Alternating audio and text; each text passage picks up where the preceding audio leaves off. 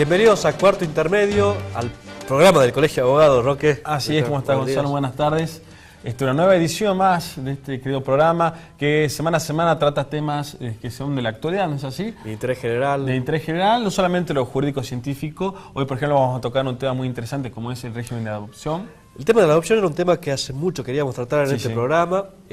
Bueno, un esfuerzo de producción logró conseguir, digamos, a 3 referentes que van a hablar de este tema de distintas representantes voces. de distintas áreas. ¿No Así es, sí, va a estar con nosotros la doctora Marta Aguilar Bocini. Quien es litigante, conocida litigante. Exactamente, de hija de la doctora Bocini Aguilar, digamos, sí. Que estuvo a cargo del juzgado de familia de primera dimensión, una jueza brillante. Va a estar también con nosotros el doctor José Manuel Pereira, asesor de incapaces, y la doctora Julieta James. ¿Verdad? Así es, quien trabaja también en el Ministerio de Justicia, recordamos. Así es.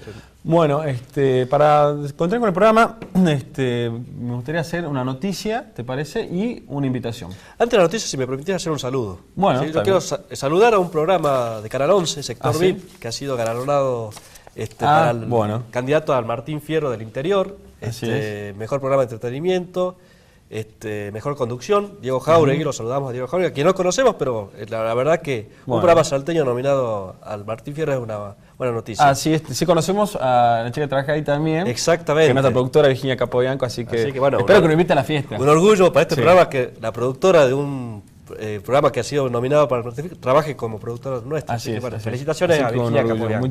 Muchas felicidades y que vuelva con el Martín Fierro, ¿sí? Como le pedimos a Argentina en la Copa, bueno, que tenga mejor suerte. Ahora sí, y que lleve al Martín Fierro este programa, ¿no? La productora. Es el próximo paso. Así es. Bueno, vamos a las novedades. Las novedades jurídicas, tenemos un fallo que es la causa Negri, ¿sí? Que es un fallo de la Corte Suprema de Justicia de la Nación, que la semana pasada fue muy importante. ¿Por qué? Porque ¿de qué se trataba la historia de la causa de esta Negri? Era un empleado, ¿sí? Que su empleador decide rescindir el contrato, entonces le pagan las indemnizaciones correspondientes. Una de esas indemnizaciones consiste en un rubro que es específico, que es el rubro de gratificaciones, que se le paga justamente por llegar a un acuerdo en el momento de extinguir la relación laboral. ¿Qué es lo que sucede? Viene la AFIP, ¿no es cierto? Claro. Y le obliga al empleador a retener su veracidad recaudadora, ¿verdad? Exacto, la veracidad recaudadora. Bueno, acá hay una plata que, bueno, le obliga al empleador a retener un porcentaje de ganancias, si no una ganancia. Bueno, todos recordemos acá en qué consiste el impuesto a la ganancia, la idea es que recaiga sobre aquello que es renta, ¿no es cierto? Aquello que te da una renta que es algo continuo. Claro. Entonces, Negri, bueno, decide acudir a la justicia, tanto en primera como en segunda instancia, es rechazado su demanda y finalmente llega hasta la Corte Suprema de Justicia de la Nación, donde la Corte de Justicia dice que no corresponde en estas circunstancias, como en las circunstancias de indemnizaciones por despido por embarazo o en caso de tutela sindical, no corresponde que se le haga una retención por impuesto a ganancia en estos casos, porque estaría perjudicando lo que es un hecho muy pocas veces, casi nunca es un hecho alegre o que sea para sentirse bien, que es el hecho de extinguir una relación laboral. Así que vamos a ver si la AFIP en este caso continúa con esta política recaudatoria voraz, como vos decías, de ir de cobrar este impuesto a las ganancias, o esperamos que para un poquito la mano, ¿sí? Así es, bueno, la verdad que es un buen precedente. Sí, es un buen precedente, así que todos aquellos que lo quieran ver pueden entrar a la página del SIG, sí, muy interesante. Va a estar también colgado en el Facebook del programa y en la cuenta de Twitter del programa. Otra, y la invitación que te quería realizar, ¿sí? Es, nosotros quisimos hacer siempre un tema muy interesante que es relacionar aquellas películas con lo jurídico, ¿no es así? Y hay mucho, digamos, de cine jurídico, si podemos hablar de una categoría de cine, de un rubro de cine jurídico, ¿no? Así es. Hay muchos ejemplos. Hay muchos ejemplos, inclusive luego vamos a tratar el tema de juicios por jurados. En su momento también mostramos una película que trataba sobre el juicio por jurados y en qué consistía. La película que hoy quiero compartir con ustedes es Erin Brockovich, ¿sí? Que es todo lo... Ya es un clásico, ¿no? Es un clásico, digamos. Actúa Julia Roberts. Sí. Es una película en la cual se trata sobre la vida real. Estamos viendo imágenes ahora. Estamos viendo imágenes en la cual era una señora que había sufrido un accidente y pierde ese juicio. Y para pagar los honorarios del abogado trabaja en el estudio jurídico. Este estudio se encargaba de indemnizaciones en razón inmobiliaria, por temas inmobiliarios. Bueno, Erin Brockovich descubre que muchas indemnizaciones inmobiliarias iban acompañadas de reclamos por deudas, ¿no es cierto?, del sistema de salud. ¿Es así? Sí.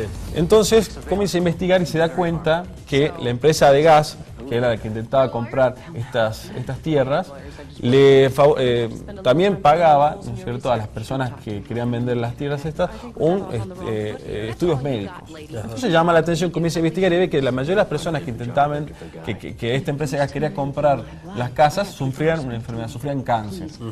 Pone a investigar y descubre que lo que había sucedido es que hace 13 años la empresa de gas, para favorecer el tránsito de gas entre esas tuberías, utilizaba un material que era altamente contaminante y altamente cancerígeno, como es el cromo hexavalente, ¿sí? ¿Qué había sucedido? Este cromo había traspasado las napas freáticas y había contaminado las fuentes de agua que la gente tomaba y la gente utilizaba en la vida cotidiana. Se inicia una acción judicial, ¿no es cierto?, contra la empresa, y se logró la indemnización más grande en la historia de la justicia norteamericana. Porque esta película está basada en hechos reales. Es hechos reales. Efectivamente sucedió como... Fue en el año 1993 y en el año 1997 cuando se logra la primera sentencia que fija la indemnización más alta en la historia de los Estados Unidos, que es de $333 millones. Y luego la acción sí continuó por otras personas. Han pasado ya 20 años de ese juicio, Y ¿verdad? ya pasaron 20 años, y lo curioso de que pasaron 20 años es que Erin Brockovich fundó su consultoría, ¿no es cierto?, y hasta el día de hoy sigue investigando esa cuenca era un desierto en California, sí, y hasta el día de hoy siguen contaminando la empresa de gas, así que... Es un tema latente todavía. Latente, y que muchas veces lo podemos relacionar con las cuestiones que suceden acá en Salta, ¿no? Es una película que nos aproxima al tema del daño ambiental, de la responsabilidad de las empresas en el daño ambiental, de la estrategia, ¿verdad? Sí, sí. Esa escena en donde están los abogados en la mesa de negociación y viene, trae agua supuestamente contaminada, y dice, bueno, tomen agua, si ustedes dicen que no están contaminadas, le dicen a los abogados de la empresa, digamos. Así ¿Sí? que bueno, muchos recuerdos. Una escena podemos tener la memoria acá para la Argentina también de hoy en día, ¿no es así? Así es. Y finalmente el mensaje que las personas peleen y luchen por sus derechos, ¿no? Así es, ese es el mensaje. Bueno, vamos a un primer corte porque tenemos, la verdad, un programa muy interesante para compartir con todos. Perfecto.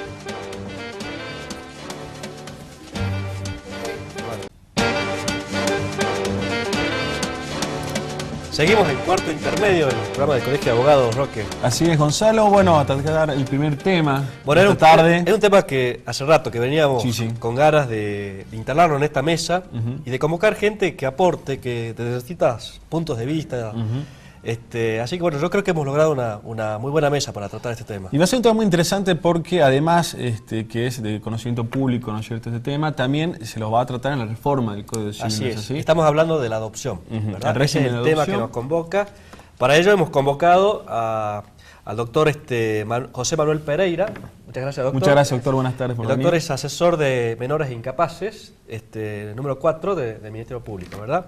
¿Y quién más está con nosotros? Bueno, acompaña a mi izquierda la doctora Marta Aguilar. Buenas tardes, doctora, quien es abogada litigante. Así es. Agradecemos muchísimo la visita. Muchas gracias. Y bueno, también con nosotros la doctora Julieta James. Ella es directora de Investigación y Desarrollo de Instituciones Judiciales. Depende del Ministerio de Justicia de la provincia. Muchas gracias, Julieta. Bueno, el tema que los convoca, decíamos, es la adopción. Digamos. La primera pregunta es, ¿qué es la adopción? Digamos, a ver, le damos la pregunta al doctor Pereira. Bueno. Sí. Bueno, agradecer primero la invitación, y me parece muy bueno que la comunidad pueda tratar estos temas de adopción que son tan importantes. En primer lugar, recordar que hoy el niño es un sujeto de derecho, ¿no? Eso no lo olvidemos nunca, que es el primer elemento que tenemos que tener en vista. Y la idea que tienen todas las normas hoy es que el niño en el mejor lugar que está, en el de su familia. Ese es el lugar de donde tenemos que partir. Pero ocurre que a veces hay situaciones, las menos deseadas por supuesto, en que el niño es imposible vivir con su núcleo familiar primario ampliado. Entonces se busca la posibilidad de que este niño pueda tener el goce pleno de la niñez, que es nada menos que ese disfrute personal que uno tiene con seres que lo quieren, que lo respetan, y donde se hace algo tan importante como la autoestima. Claro. Entonces, frente a esto aparece la institución de la adopción. ¿Qué es lo que busca? Que el niño tenga un lugar donde sea respetado, donde sea querido, y donde sus derechos y sus anhelos se puedan llevar adelante. La adopción que busca es una institución de protección a la niñez, en la cual lo que se busca es la integración de una familia, en la cual el niño pueda contar con su familia y pueda hacer ese sentido de pertenencia que sin estar institucionalizado le es muy difícil lograr. Así es. Bueno, la primera pregunta que surge es si es difícil adoptar en nuestro país según nuestro sistema legal, en nuestra provincia de Salta, digamos, si bien el doctor, digamos, ponía el énfasis está en el niño, digamos, y no en los adoptantes, digamos, porque lo que se busca es lograr satisfacer el interés superior del niño, digamos, pero... Claro, eso es lo que quería agregar y remarcar muy bien al doctor que ha dicho. La institución de la adopción sí protege al niño, Claro. Porque muchas veces el adoptante en su también necesidad o de querer formar su familia también, por ahí tiene situaciones que en realidad la adopción es para proteger al niño, no a ellos que no han podido o incluso hoy tienen otros medios para poder lograr ser padres, ¿no es cierto?, lograr una familia y demás. Esta institución es una institución que protege al niño, el interés superior de él y, como dijo el doctor, poder lograr su desarrollo, el mejor desarrollo posible dentro de su posibilidad. Si me permitís agregar a lo que bien estaba diciendo Marta, precisamente lo que se busca con la adopción es la integración y la inclusión de un niño o una niña o adolescente en el seno de una familia, salvando el abandono. Entonces, en primer lugar, está el interés de ellos, es buscar una familia para ese niño en estado de abandono. Por supuesto, no se soslayan los derechos que tienen los padres, claro, o los que tienen el deseo de serlos. Y que el no derecho a podido. formar una familia, que también es un derecho humano, ¿verdad? Pero, por supuesto. De hecho, en nuestra legislación están también contemplados y protegidos, pero por supuesto se concibe como una protección hacia los niños en estado de abandono. Claro. Doctora, bueno, aquellas personas que nos están viendo, ¿no es cierto?, en sus casas y que desean formar una familia junto con chicos, adoptar niños, ¿qué requisitos tienen que saber, en principio, que con el actual régimen deben cumplir? Bueno, principalmente, si vamos a hablar de quiénes pueden adoptar, nosotros decimos que, en principio, en nuestra legislación actual puede adoptar una persona sola o bien dos personas que estén unidas en matrimonio. ¿Sí? Es bueno decir acá que en una reforma que está en trámites en el Congreso Nacional se contempla la posibilidad que los convivientes, es decir, los concubinos, también puedan acceder. En la legislación actual se requiere tener 30 años, pueden ser con menos de 30 años en dos situaciones. Si llevan ya 3 años de casado o bien menos de 30 años, pero que tengan el certificado de infertilidad. Es bueno remarcar también que no pueden adoptar los ascendientes a sus descendientes, es decir, no se concibe la adopción de abuelos a nietos, claro, y que tampoco se pueden adoptar entre hermanos. ¿Sí? Esos son los requisitos generales, esos son los requisitos básicos. Y después, ¿cuáles son las instancias, es decir, los procedimientos? La adopción, bien volvíamos a tu pregunta, Gonzalo, si era difícil. Yo no diría que el término es difícil. Como está comprometido el interés del menor, del niño, niña o adolescente, es necesario seguir un proceso legal, ¿sí?, que está establecido precisamente en miras a desarrollar o consagrar o proteger ese interés superior del niño. Y actualmente se inicia con una inscripción, con una solicitud de inscripción en el registro de adoptantes. Es bueno decir que a partir de un impulso... Ese registro lo administra cada provincia, digamos. Claro. No depende de la nación. Exactamente. La legislación sobre los registros es una facultad, una potestad que se reservaron las provincias y que no han delegado en el Congreso Nacional. ¿Qué significa esto? Que es cada provincia la que organiza, administra sus propios registros. En el caso de Salta, digamos, ¿los adoptantes tienen que ser residentes de Salta o pueden venir de otras provincias? Pueden venir de otras provincias, pero que tengan acreditado su residencia. La ley hace énfasis en que debe acreditarse nacionalidad argentina o haber vivido más de 5 años si fuera extranjero en la Argentina. Pero el registro único que ha sido creado por ley nacional, hay provincias que han adherido o no. O sea, uno puede inscribirse en el registro nacional y en teoría todas las provincias podrían tener acceso, ¿no es cierto?, a poder ver la posibilidad de adoptar un niño de otra provincia. Claro. Yo te aporto, perdón Gonzalo, en relación al registro, que en Salta, a partir de una ley que ha sido impulsada dentro del Ministerio de Justicia en el año 2012, hemos adherido por la ley 7.750 a el registro único de pretensos adoptantes a guarda, digamos, los pretensos adoptantes, el registro único nacional. ¿Qué significa esto? Que las inscripciones que se hagan en el registro provincial, digamos, tienen acceso a las personas que se inscriban en Salta a todo el país. Claro. Hoy, actualmente, hay 5 provincias, entre las que está Formosa, San Luis, Córdoba, Santiago del Estero, que no han adherido a esta ley. pero que están, y Catamarca, perdón, pero que están próximas a hacerlo. De modo que la persona que se inscribe en el registro provincial puede tener acceso a adoptar un niño de cualquier lugar del país. Sin necesidad de estar recorriendo el país Sin necesidad y de cumplir, duplicando trámites, ¿no? Porque en definitiva... Bueno, el proceso en sí, se da en la provincia donde está el niño. Doctor Pereira, hablábamos recién los requisitos para ser adoptante. Sí. Bueno, y en cuanto al niño, cualquier niño que esté en una institución está en condiciones de ser adoptado. Justamente usted, a ese punto iba a ir yo. El niño es el eje, y voy a volver. Sí. ¿Quién puede ser adoptado? Exactamente. Ese es el primer elemento que creo que tenemos que tratar de reforzar, porque la gente, por supuesto, en esa idea de formar su familia, el sujeto de preferencia tutela es el niño. Claro. Entonces, frente a esa idea, ¿qué niño o a quién se puede adoptar? En primer lugar, la idea que hay que tener claro que el niño tiene que vivir con su familia de origen o con su familia ampliada. Es lo que dice la Convención de los Derechos del Niño. Y toda la legislación argentina. Toda la legislación argentina. Ahora, en los casos en que este niño es huérfano, procede el instituto de la adopción siempre y cuando no haya otro familiar que se pueda hacer cargo con él. Entonces, acá empieza un trabajo mancomunado entre los órganos judiciales y los órganos administrativos. Claro. ¿Habla de huérfano o de un abandono? Son varios supuestos. Sí. Uno sería el del niño huérfano, que la idea ¿cuál es? Buscar que la familia de origen dé una respuesta a través de un instituto que la tutela, y de no ser posible eso, recién pasar a una adopción. Claro.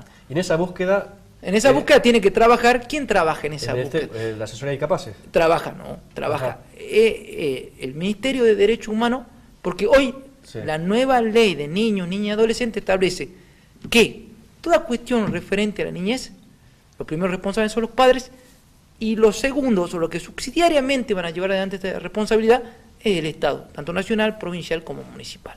En ese entender, ese trabajo de campo, ¿quién lo hace? Lo hace en este caso la Secretaría de Igualdad de Oportunidades a través del Ministerio de Derechos Humanos. Bien. ¿Qué es lo que hace? Buscar a esa familia a ver si el niño puede tener contención dentro de su familia. En caso de que esto no sea posible, se recurre a la adopción. ¿En qué otro caso? En el caso de que aparezca, he visto que es muy común que sea noticia, un niño se encontró, no se sabe padre, no se sabe madre, no tuvo inscripción, no tuvo nada. En ese caso se busca familia de origen, se trata de investigar esto, y en caso de no encontrarlo, y pasado un determinado tiempo, que es un año, se lo declara en estado de adoptabilidad porque ¿qué? El chico quedó en estado de abandono. Ese abandono comprobado judicialmente tiene como correlato la posibilidad de la adoptabilidad.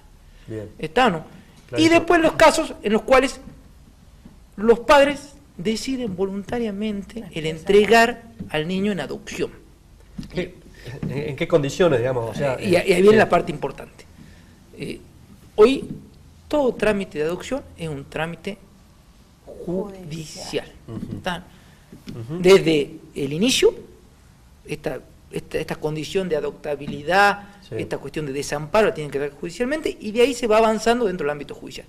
Está prohibido, vedado expresamente por esta ley, por el nuevo proyecto, la idea de este tipo de entregas por acta administrativa o escritura pública, porque esto es de objeto prohibido y por lo tanto es ilegal. Siempre está la garantía de un órgano judicial revisando. Tiene que revisar esta cuestión. En esto ha sido muy minuciosa nuestra legislación, toda vez que inclusive la Convención de Derechos del Niño, que establece la posibilidad de las adopciones internacionales, no ha tenido recepción en esa parte por parte de la legislación argentina, lo que hace que haya una preferente. El tema es que usted dijo una cosa muy importante: hay un derecho a formar una familia, hay un niño al que hay que proteger, el niño es un sujeto, y por lo tanto hay determinados mecanismos que hay que tener en cuenta. Porque en esto que hemos conversado, los niños que hemos hecho mención, los primeros casos eran niños abandonados, y en otros eran niños que los padres voluntariamente no querían hacerse cargo. Sí. En el orden natural y humano, el primer responsable son los padres, ¿no es cierto? Así es. Entonces, frente a esta circunstancia, hay que hacer un trabajo en el cual ser muy cuidadoso en todo lo que es la guarda con fines de adopción, que es el primer proceso, en el cual evitar la posibilidad de un doble abandono. Porque el doble abandono, desde el punto de vista de jurídico, tendrá su complejidad, pero desde el punto de vista de lo que es la mentalidad, de lo que es la estructura psicofísica del menor, es terrible. Perdón, Gonzalo, si me dejas agregar algo. en relación a lo que bien decía el doctor Pereira sobre agotar todas las instancias de conservar al niño en su familia de origen. Es importante resaltar que el actual gobierno del doctor Juan Manuel Urtubey ha desplegado muchas políticas públicas en este sentido de apoyo económico, psicológico, social, para lograr esa revinculación y al mismo tiempo impulsar también el tema de la adopción. Así es. Bueno, hay muchos temas todavía pendientes para seguir desarrollando. Nosotros vamos a hacer nuestro primer corte en esta mesa de la adopción y seguimos aquí en Cuarto Intermedio.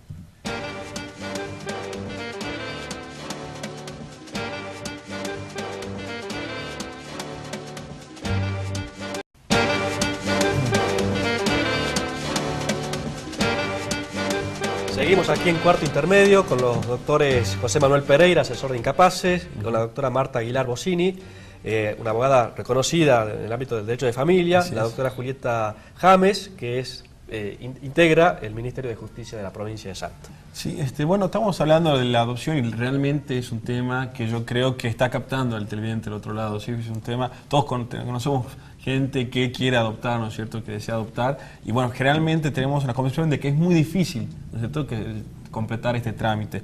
Doctora Aguilar, cuando se acercan a su estudio una pareja y que le cuenta que desean adoptar, ¿usted le explica cómo es el régimen, cuáles son los pasos a seguir?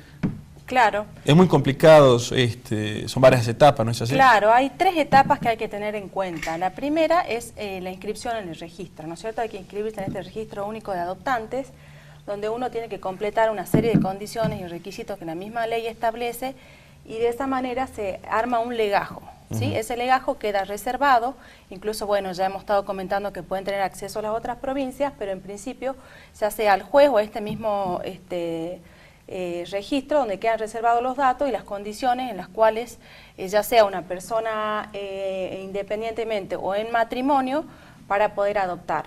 Luego se pasa a una guarda, ¿sí? Una guarda con fines de adopción que la ley establece que va entre 6 meses y 1 año, mínimo 6 meses. Es a partir de ese momento en que las partes ya pueden iniciar un juicio de adopción. Todo va a depender, lógicamente, de esa etapa, de cómo ha ido la etapa de la guarda, cómo se ha desarrollado el chico en el ambiente, en su estado socioeconómico, social, etcétera, en conjunto con la familia que lo quiere adoptar. En base a esas situaciones, incluso con la intervención del Ministerio Público, que puede tomar o no medidas al respecto, se pasa a un juicio de adopción, ¿no? Y en ese juicio de adopción, bueno, es el juez, el Ministerio Público parte y, bueno, la familia adoptante donde se lleva a cabo este proceso. O sea que son etapas que hay que cumplir, ¿no? Eso pueden saltear y que tiene que tener paciencia.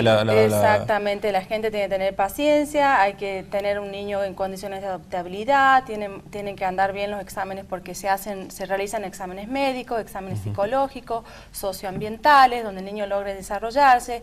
No es tan simple, digamos, ojalá lo fuera, encontrarle una familia en donde el niño pueda sentirse cómodo y que un juez determine en conjunto con el Ministerio Público que son las mejores condiciones que se le puede dar a este niño que está en estado de abandono. Perdón, agregando sobre esto de cómo iniciar el trámite de la adopción cuando nos acercamos al registro, es importante que las personas que nos están escuchando y que tienen interés en ello, la página de la Corte de Justicia de Salta tiene toda la información sobre el registro y sobre los datos, ¿sí? Sobre los requisitos. De hecho, están los formularios en donde las personas directamente bajan y pueden llenar y presentar, donde se indican también cuál es la documentación que se tiene que presentar. Y lo importante también acá es remarcar que, como bien decía la doctora Marta, son necesarios ciertos estudios, ciertos análisis psicológicos y socioambientales. A raíz de la adhesión de la provincia al registro nacional, también la Corte ha dictado una acordada en este sentido, en donde ha creado inclusive un equipo multidisciplinario específicamente, exclusivamente para el registro. Cuenta con un psicólogo y 2 asistentes sociales y, de hecho, antes las personas tenían que llevar con su solicitud estos estudios o estos certificados psicológicos y socioambientales realizados en forma particular. Ahora esos exámenes se realizan con el cuerpo interdisciplinario que funciona y que está dependiendo del registro provincial. Bien. Volviendo a la situación salteña, digamos, ¿son muchos los niños que están en condiciones de ser adoptados y están a la espera, digamos, de una decisión judicial, de una familia, digamos? Yo creo que, siguiendo el tema de las doctoras, hay dos cosas que hay que resaltar. Lo primero, el que quiera adoptar tiene que inscribirse en el Registro Único de Adoptantes, y además de ello, que hoy hubo un mejoramiento muy grande en la provincia de Salta sobre esa temática, como bien dijo la doctora, toda vez que uno se puede inscribir en el lugar donde tiene domicilio, y hoy, habiéndose adherido la provincia al Registro Único de Adoptantes de la Nación, tiene la posibilidad de que ese legajo, que es el que arman, tenga la posibilidad de, en cualquier otra provincia donde se produzca, puedan pedir su legajo y tener esa opción. Bien. Antes había que hacer en cada una de las provincias que uno quería una inscripción. Esto ha permitido unificar esto y, como bien dice la doctora, en Salta el obtener estos equipos interdisciplinarios que hacen un control y que son especializados, dan también un reaseguro en cuanto a estos estudios. Claro. Perdón, y no solamente es al momento, este equipo va a actuar al momento del inicio del trámite, sino que estamos aspirando a un seguimiento, es decir, acompañar a estos pretensos adoptantes al momento de tomar la decisión de inscribirse, acompañarlos en la espera, que significa muchas veces hasta que su legajo es seleccionado, en la guarda, ¿sí? En esta vinculación con este niño que va a ocupar el lugar de hijo, y además también después en el trámite o cuando el juez lo requiera en el proceso de la adopción propiamente dicho. Y volviendo a los números, cuando vos me preguntás si hay muchos niños, por supuesto que son datos que son muy variables en el tiempo, precisamente por esto, porque van siendo adoptados y demás. Solamente a modo de ejemplo, hoy actualmente en Casa Cuna, es decir, Salta Capital, existen 38 niños que están institucionalizados, pero llama la atención que solamente 3 están en estados de adoptabilidad. ¿Pero esto por qué es? Esto es porque el resto de los niños no están en la institución para ser adoptados, sino quizás a la espera de una revinculación por problemas en sus familias de origen, y solamente 3 de esos 38 niños hoy en Casa Cuna solamente están en condiciones de adoptabilidad. Bien. Doctores, siempre que tocamos un tema relacionado a lo civil, a lo comercial, siempre contemplamos un subcapítulo, ¿no?, dentro del mismo programa, que es qué va a pasar a partir de que se apruebe, más que la reforma, el nuevo Código Civil, ¿no?, porque es todo un nuevo sistema, más que una reforma en particular, es todo un nuevo sistema que va a cambiar la vida de todos los argentinos. En este caso, en el régimen de adopción, ¿ustedes creen que cambia para bien, cambia para mal? ¿Hay cosas que se pueden mejorar? Yo creo que la idea es de mejoramiento que tiene el proyecto, ¿no? Es de mejoramiento en el cual el trabajo que se haga desde los órganos administrativos va a ser clave. Porque ¿cuál es la idea y cuál es la gran crítica que tiene la ley de adopción hoy? Son los plazos. Esto que se escucha de que es interminable el hacer una adopción, que es dificultoso, que es complejo. Lo que tenemos que pensando siempre que cuando hay un sujeto por medio es compleja la situación. ¿No? Ese es el primer dato que no podemos dejar de tener en vista. Frente a esto, el proyecto tiene una idea de acortar plazos. ¿No? Actualmente, ¿qué dice la ley? La ley dice que tiene que producirse un abandono material o moral del niño o un desentendimiento de la familia por un periodo de 1 año. Y esto es lo que permite que se declare el abandono del niño y el estado de adoptabilidad o preadoptabilidad, como se denomina. Esa resolución la hace el juez que viene interviniendo en el resguardo de ese niño, generalmente en una protección de personas. ¿Qué busca la ley ahora? Acortar esos plazos. Y para acortar esos plazos, dejo claro 3 situaciones concretas. La primera situación que dejó clara el proyecto de ley, hoy podemos hablar de proyecto porque ya tiene media sanción en diputado, o sea que ya dejó de ser un anteproyecto para ser un proyecto. Y lo que plantea esta realidad o esta legislación ya con media sanción es lo siguiente, que en el caso de que el niño que se busque o que esté en situación de abandono haya sido porque es huérfano o porque no se conoce la familia de origen, porque no ha identificado nada, se da un plazo de 30 días para que se busque familia de origen. Si en el plazo de 30 días esto no se cumple, hay una prórroga por 30 días más, lo que hace que la búsqueda va a tener que ser ardua, y el trabajo de campo va a haber que tener recursos humanos suficientes para que el Ministerio pueda poder atender a esta primera realidad. Ese es el tema que yo veo, ¿no? Por ejemplo,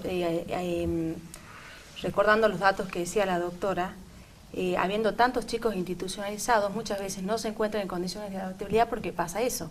El Estado pretende que vuelva a su familia de origen, si no es con madre o padres, localizar un familiar, un tío, un abuelo, alguien que pueda hacerse cargo, o incluso están institucionalizados y los padres vuelven a verlos constantemente, le dan aunque sea apoyo afectivo. Entonces eso genera que tantos niños no pasen a condición de adoptabilidad.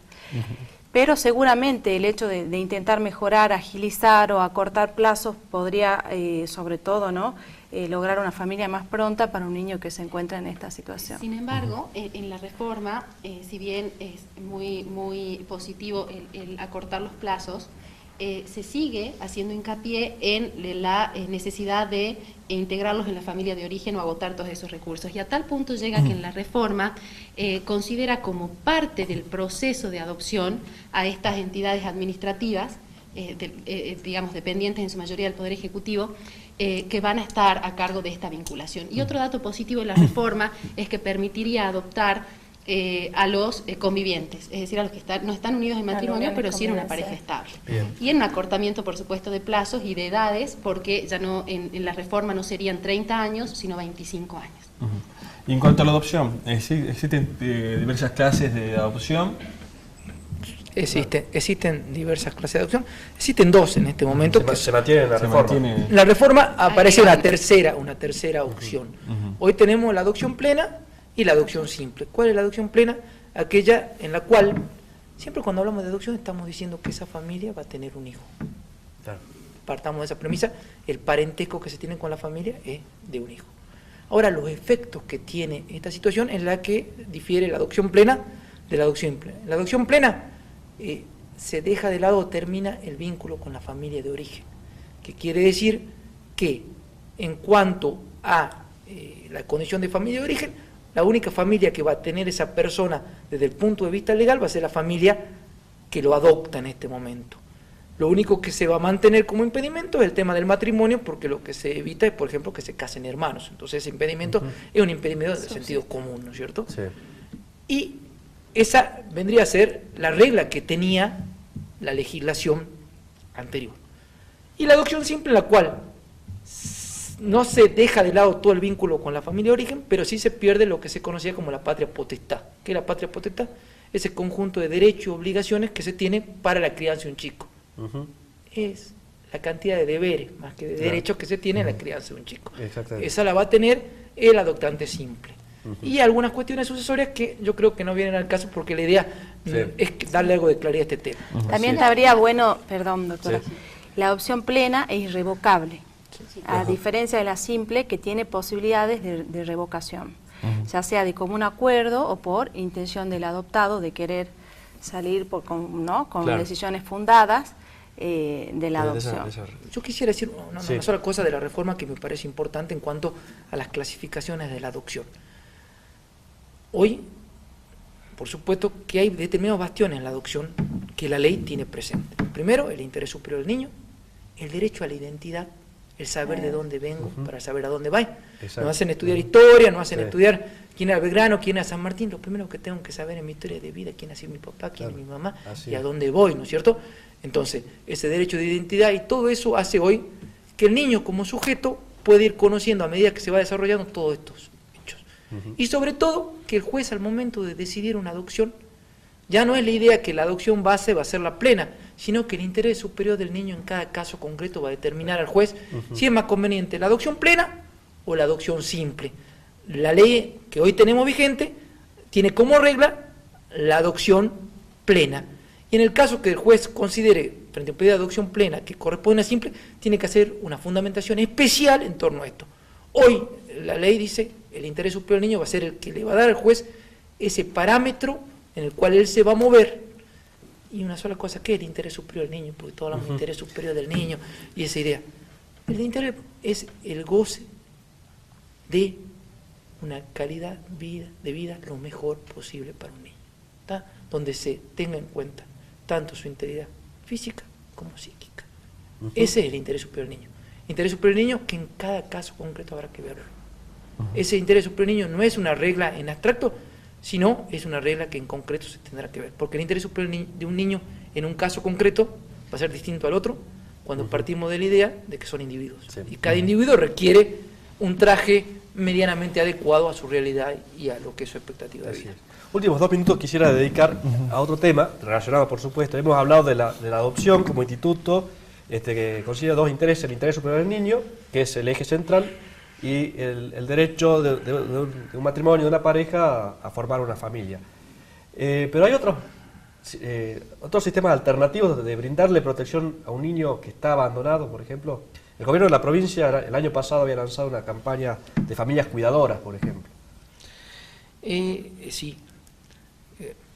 La idea es que los padres o la familia empleada son los que se tienen que hacer cargo y el Estado ayudar en esto. Ahora, cuando no se llega a esto, hay que al niño llevarlo a algún lugar, alojarlo en algún lugar. Las cuestiones o los institutos macros tienen una situación muy particular, que es la pérdida del sentido de pertenencia. Porque en esos lugares, pese a que se hace un esfuerzo importante de parte del Estado, porque realmente hay que tener mucha vocación para llevar adelante esto, el tema de individualizar que esta es mi cama, que esta es mi ropa, que estas cuestiones de individualización, si bien se trabajan, en un instituto macro es muy difícil. Entonces lo que se busca, y hay legislación que establece, es la idea de un pequeño hogar o de una familia cuidadora. Lo que sí, hay campaña en busca de esto, pero es muy difícil encontrar la familia cuidadora porque tiene que tener un perfil muy determinado y en el cual tienen que tener una cosa en claro. La familia cuidadora es una prestación del Estado en una suerte de pequeño hogar, claro. Pero no puede significar esto por sí solo que ya estamos frente a una guarda de hechos, porque en rigor de verdad lo que están cumpliendo es la custodia del Estado como garante de que los niños estén bien, llevada adelante con una persona que se ofrece para ello. Claro. ¿No? Sí, o sea, es la protección del Estado a través de esta persona. Que tiene carácter provisorio. Claro, concretamente lo que se busca es intentar que en ese proceso en donde los niños están institucionalizados, en realidad puedan sentirse en el ámbito de un hogar. Así es. Bueno, la verdad es que hay muchas preguntas todavía para hacer, pero el tiempo realmente muy interesante. Agradecido realmente de Cuarto Intermedio de recibirlos. Seguramente lo vamos a convocar para otros temas acá en Cuarto Intermedio. Vamos a un nuevo corte. Seguimos acá en el programa del Colegio de Abogados.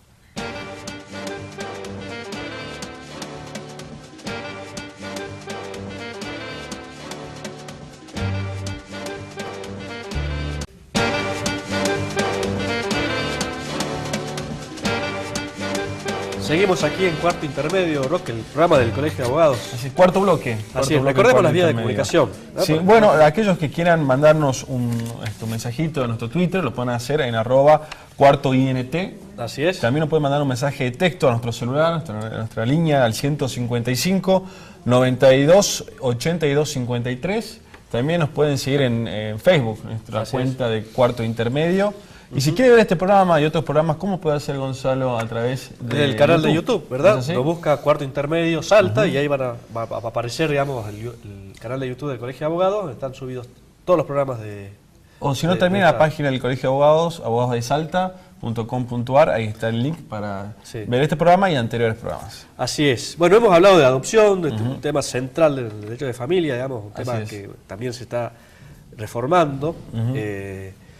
Y un tema que también hemos tratado en muchas oportunidades acá en el programa tiene que ver con la reforma, tanto del procedimiento penal como la reforma del Código Penal de fondo, ¿verdad? Así es. En esta oportunidad nos acompaña el doctor Pedro García Castiela. Así es. Le damos la bienvenida. Muchas gracias. Buenas tardes. Buenas tardes. ¿Cómo Uno de los primeros invitados de este programa, ¿no? Sí. Así que en las primeras ediciones contamos con la presencia de... No sé si habrá sido el primero o el segundo, pero... Yo creo que sí, digamos, hemos inaugurado contando con su presencia, así es. Bueno, han pasado ya casi 6 meses de la última reforma del Código Procesal Penal. ¿Podemos hacer algún balance o es muy prematuro hacerlo? No, yo, digamos, analizaría no solo desde estos últimos 6 meses que se cuentan a partir de la reforma de la Ley 7799, que es la reforma sobre la reforma. Sí, la reforma de la reforma. O sea, en líneas generales este proceso viene ya de aplicación a todos los delitos hace un año. Y bueno, yo, como muchos lo saben, yo tengo una postura, y la sigo sosteniendo, bastante crítica respecto a la reforma. Entiendo que ha sido una reforma muy desprolija, que cuando existió la oportunidad de enmendar lo que se hizo mal al principio, no solo no se enmendó, sino que se hizo peor las cosas con la reforma que entró en vigencia en diciembre del año pasado, a la que hacíamos alusión. Y bueno, quien conoce el funcionamiento del fuero penal y está habituado a circular en él, tiene conocimiento de que no está caminando bien la cosa.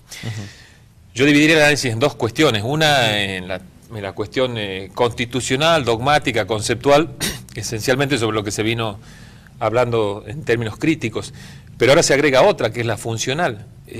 Yo veo que las fiscalías están totalmente colapsadas. Sí. No dan respuesta. No dan respuesta. El Estado, lo grave, la conclusión muy grave y preocupante para mí que estoy viendo es que el Estado está abdicando de su obligación de administrar justicia y de administrar seguridad, sobre todo a los ciudadanos, porque el sistema se está aguantando sobre la base de un gran nivel, un volumen. No sé, sería interesante hacer una auditoría en algún momento de archivo y desestimación de denuncias, donde el ciudadano se toma el trabajo de ir a instar la denuncia, a ir a una comisaría, porque... Dijo bien, es un trabajo ir a una comisaría, ¿qué porque le parece? No siempre, digamos, le recibe la denuncia porque no hay personal, porque el personal está afectado a tal... Exacto, yo le aseguro que quien está viendo, muchos capaz han pasado por la experiencia, van a hacer la denuncia y a las 2 semanas, al mes, a los 2 meses... se dan con la novedad de que reciben una cartita diciendo que su denuncia fue desestimada o archivada. Sí. Uno va a ver el expediente y son 3 hojitas del expediente. Y son 3 hojitas. Y lo más grave, justamente hay una abdicación de la Administración de Justicia. Sí. El sistema, yo critico también esa postura, que es la postura que sostiene el Procurador de la Provincia y algunos teóricos, ideólogos de la reforma, dicen que no pueden existir las causas en N. Que el sistema acusatorio se basa en la existencia de un acusado. Claro. Entonces, en base a este dogma, todo lo que sea NN, o sea, donde no haya un autor conocido, archivo. Nada más y nada menos que delitos contra la propiedad, en la gran mayoría, robos, hurtos, amenazas, algún homicidio por ahí, ¿por qué no? Si uno no tiene identificado el autor, no hay proceso, entonces la Fiscalía decide desestimar y archivar las actuaciones. Esa es la solución fácil que está dando, por una parte. Y por la otra, las denuncias que prosperan van a averiguación preliminar o a investigación penal preparatoria, han colapsado las fiscalías. El abogado que en algún momento haya acudido va a saber de qué estoy hablando. La averiguación preliminar, que el Código la autoriza por solamente 15 días, dura años. Así es. Caso habitual, promedio, 2 o 3 meses, a veces hasta 8 meses, a veces hasta el año, donde no hay ningún tipo de actuación procesal. Inclusive la doctrina imperante dice que no hay proceso, entonces ni el querellante ni el actor civil pueden incorporarse al proceso. Eso por una parte, o sea, no le está dando respuesta a las víctimas. Y es realmente preocupante, porque en definitiva no se persigue el delito, el que es víctima de un delito prefiere no denunciarlo. El desaliento de la falta de respuesta del Estado no le va a responder, porque este sistema no le responde. Por el lado de las víctimas. El microtráfico, las causas de microtráfico... Sí, pero ¿por qué no nos ocupamos del tráfico en serio? Exactamente. Porque decisiones políticas, si se trata de hablar en serio, acá lo que la provincia necesita es combatir el narcotráfico en serio, no al pequeño microtráfico, que en realidad es una víctima del sistema también. ¿Por qué no empezamos por generar políticas serias y legislación seria para investigar, por ejemplo, el lavado de activos, lo que son el manejo económico y financiero que existe por detrás del narcotráfico, que Salta sabe mucho de eso, porque yo creo que la provincia de Salta, que no sé si será la primera, pero es una de las más significativas en cuanto al lavado de activos. Por algo, la cantidad de terminales de sucursales bancarias que existen en esta ciudad, el volumen económico, pero ese es otro tema. Doctor, hablamos perdóname que termine con el razonamiento. Por una parte, no le da respuesta a las víctimas. Y por el otro, a quien es acusado y ha tenido la mala suerte de estar sometido a un proceso, se le aplica un rigor también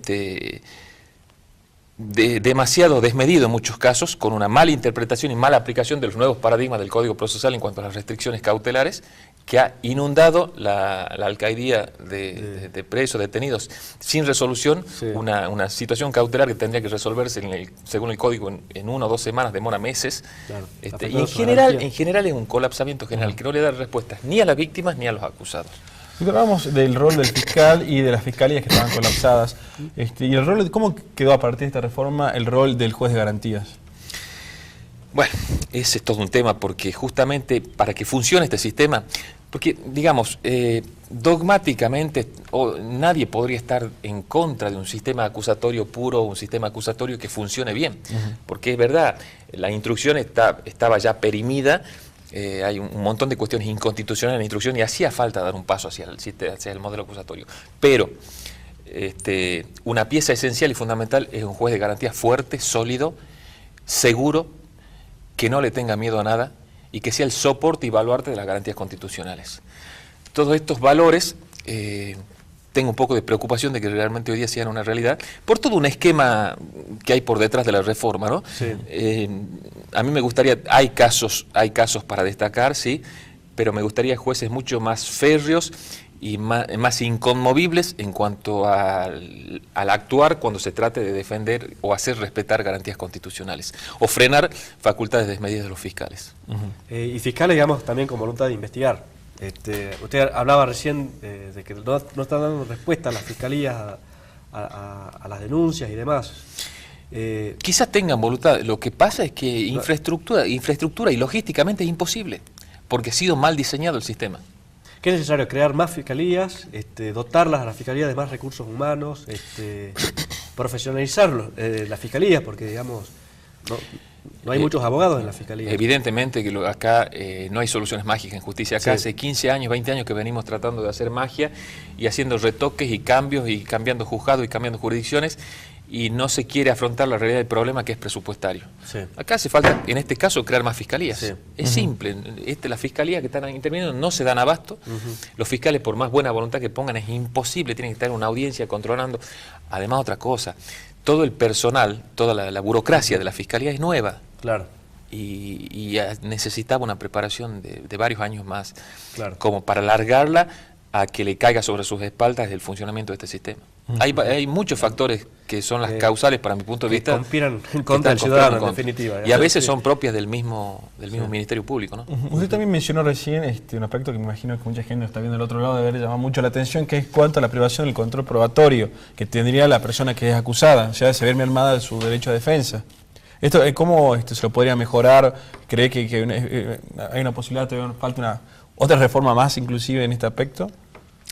Yo creo que se impone la necesidad de una reforma más en varios aspectos del Código. Pero fundamentalmente, acá, para hacer realidad lo que estás planteando, hace falta un cambio de mentalidad y un cambio en la línea conceptual que se le está bajando a los fiscales. No puede ser que todo valga y todo se justifique en función de una acusación. Una falta de respeto absoluta por la defensa. Hay fiscales que le esconden prueba a la defensa, cuando el Código dice que eso es quizá la causal más prohibida y sancionada bajo pena de remoción del fiscal. No se le hace saber a la defensa de determinada prueba, se le esconde, se gambetea hasta último momento. Me ha tocado a mí circunstancias en que me sientan al lado un investigador del CIF para escuchar una declaración testimonial o escuchar una declaración indagatoria, y después ese investigador del CIF va y le dicta preguntas al fiscal. Claro. Cosas realmente insólitas están sucediendo bajo el paradigma de que todo vale en función de lograr una acusación. Y por supuesto el rol de la defensa queda totalmente retrasado y fuera de todo paradigma constitucional mínimo. ¿No? Es muy triste lo que está pasando y lo que se está viendo.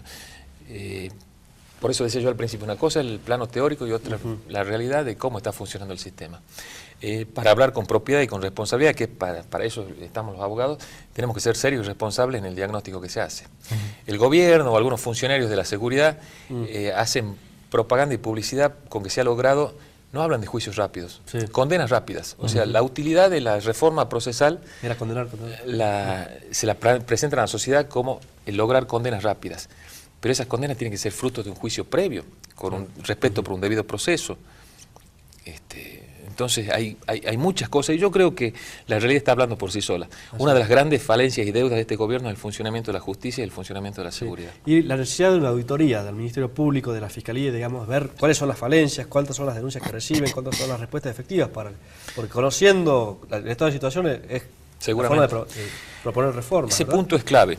Yo hablaría de una auditoría esencialmente que nos daría resultados sorpresivos, donde más de uno se caería. ¿Cuál es el nivel de demora entre el proceso que va desde la recepción de la denuncia hasta la averiguación preliminar o hasta la instancia del artículo 241, que es desestimar o abrir la investigación preparatoria? ¿Cuántas causas o qué porcentaje está en ese estado? Y en segundo lugar, ¿cuánto es el porcentaje de desestimaciones y archivos sobre el que están trabajando? Así es. Habría que crear un observatorio del Ministerio Público. Sí, yo porque creo que es necesario. es parte del Estado, es parte de la República y sería hasta una obligación del Ministerio Público hacer público estos datos. Así es. Bueno, y en cuanto, volver un poquito al tema de derecho a defensa, ¿no? Sí. En cuanto a la declaración que tiene que realizarse ante el fiscal, no sé si perdemos también en esta reforma, con esta reforma.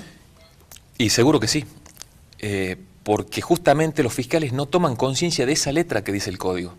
El código los manda a actuar con objetividad y lealtad, y también hay una dosis de imparcialidad. El código es sabio porque ha sido copiado en esas partes de otros códigos procesales de otras provincias. En síntesis, lo que está diciendo es que el fiscal debe velar por la averiguación de la verdad. Y no solamente es un acusador a ciegas o a ultranza, sino que está obligado aún a investigar la prueba que favorezca a la defensa. Está obligado a plantear nulidades aún si las favorecen a la defensa. Está obligado también a apelar en situaciones que puedan llegar a favorecer a la defensa. O sea, que el fiscal debe guardar un rol de imparcialidad en el sentido de que si bien es acusador, pero tiene que respetar y preservar la transparencia de la prueba, porque en definitiva lo que se busca del fiscal es no lograr una acusación porque sí nomás, sino que realmente se averigüe la verdad, porque cuando se está llevando adelante un proceso en contra de un supuesto acusado que podría llegar a ser inocente, lo que se está haciendo es dejar en libertad al verdadero culpable, llevando la línea de la investigación y la justicia por otro lado y en síntesis logrando más impunidad. Eso es como línea conceptual lo que quiere evitar el código, que el fiscal actúe para averiguar la verdad, no necesariamente para conseguir una acusación. Y eso se pierde de vista porque cuando se declara ante el fiscal hay una necesidad, hay una cierta ya cuestión obsesiva de buscar como sea la imputación. Y ni hablemos de una evacuación de citas, ni hablemos de ordenar una diligencia que ha pedido el imputado. No. ¿Qué pasa si hay una discrepancia en un procedimiento determinado que se está llevando adelante en la audiencia? Si el fiscal es el que la dirige, ¿quién va a mediar ante esa situación? Es imposible. Bueno, lo hemos tratado en el programa y el gobierno lo ha anunciado hace pocos días, el tema del juicio por jurado, de internar en Salta el juicio por jurado. ¿Es una institución necesaria? ¿Va a aportar en eficiencia? Yo creo que como ideal de justicia, como ideal ateniense, digamos, de lo que es Atenas para la democracia, es un ideal bueno. Pero yo creo que no estamos en condiciones en este momento de ponernos a discutir sobre eso cuando estamos a los tropezones con una reforma que no ha dado todavía, no ha terminado de dar sus resultados y donde no se ha terminado de emprolijar lo que hay que emprolijar. Agregar una cosa más, yo creo que es hacer demagogia con la justicia. En este momento yo creo que no estamos capacitados ni la sociedad está preparada para un sistema como es el juicio por jurados. Además habría que analizar y revisar. Requiere un debate. No podemos estar hablando sobre una ocurrencia sin un proyecto en la mano, sin un proyecto serio para ver, porque hay muchos detalles, muchos matices fundamentales. Por ejemplo, ¿por qué empezar por los delitos contra la vida y no también incorporar los delitos por fraude a la administración pública? La corrupción. O la corrupción. Exactamente. Que eso es lo que más le interesa a la sociedad. Exactamente. Bueno, muy interesante, ¿no? Un programa, la verdad, con muchos temas. Se nos ha ido de las manos el programa. La verdad que muchísimas gracias, doctor. No, por favor, a ustedes. Déjame agradecer a los amigos de Virgen del Saliente. Me parece que el programa nos acompañan en calle Necochea, esquina Vicente López. Muy buenos precios, muy buena calidad. Le agradecemos muchísimo. Así es. Bueno, nosotros nos encontramos el próximo viernes a las 3 de la tarde en Somos Salta. Esto es Cuarto Intermedio. Muchísimas gracias. Chao, hasta luego.